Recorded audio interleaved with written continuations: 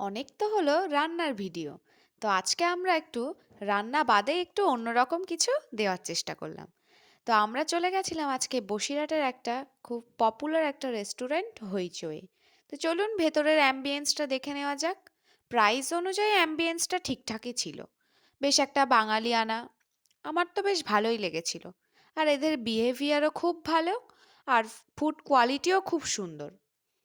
বেশ ভালোই লাগছে দেখুন ভেতরটা দেখে। মেনু কার্ডে কি কি আছে আমি আপনাদের দেখিয়ে নিলাম। আপনারা চাইলে পজ করে একটু দেখে নিতে পারেন। খুব স্লোলি দেখানো হচ্ছে। এখানে সব খাবারই বেশ রিজনেবল প্রাইস। আর যেহেতু শীতকাল ওই জন্য ডেজার্টটা এখন অ্যাভেলেবেল নেই, বাকি সব কিছু আপনারা এখানে পেয়ে যাবেন। তো আমরা কি কি নিয়েছিলাম আপনারা একটু পরেই দেখে নেবেন। এটা হচ্ছে ড্রাগন চিকেন। কোয়ালিটি আর কোয়ান্টিটি দুটোই খুব ভালো। আমরা তো দুজনে মিলে খেয়ে শেষ করতেই পারছিলাম না। কোয়ান্টিটি খুবই ভালো, কোয়ালিটিও খুব সুন্দর। এবার টেস্ট করার পালা। তো পিসগুলো ঠিক এরকমই ছিল, বেশ বড় বড়ই পিস ছিল। প্রাইস হিসাবে একদম পারফেক্ট। তো টেস্টটা কিন্তু খুবই সুন্দর ছিল, এখনও যেন মুখে লেগে আছে। এছাড়াও আমরা অর্ডার করেছিলাম মিক্সড ফ্রাইড রাইস আর রোস্টেড চিলি চিকেন। তো এরও কোয়ালিটি কোয়ান্টিটি খুবই সুন্দর। যারা একটু অল্প পরিমাণে খায় তো তাদের জন্য একদম পারফেক্ট। খাবারটা আমি এবার সার্ভ করে নিচ্ছি। খাবারটা তো একটু কাছ থেকেই দেখিয়ে নিচ্ছি, দেখুন কেমন সুন্দর। এবার আমরা খেয়ে দেখব এটার কেমন টেস্ট। তো এখানে তো ডেজার্ট তেমন ছিলই না কিছু, যেহেতু শীতকাল বলে। তো আমার তো ডেজার্ট খাওয়ার খুবই ইচ্ছে হচ্ছিল, আইসক্রিম বা এনিথিং। তো ভাবছিলাম বাইরে থেকে গিয়ে কিছু একটা খাবো। এই যে এবার চলে আসলো রোস্টেড চিলি চিকেন। এরও কোয়ান্টিটি অনেক বেশি ছিল।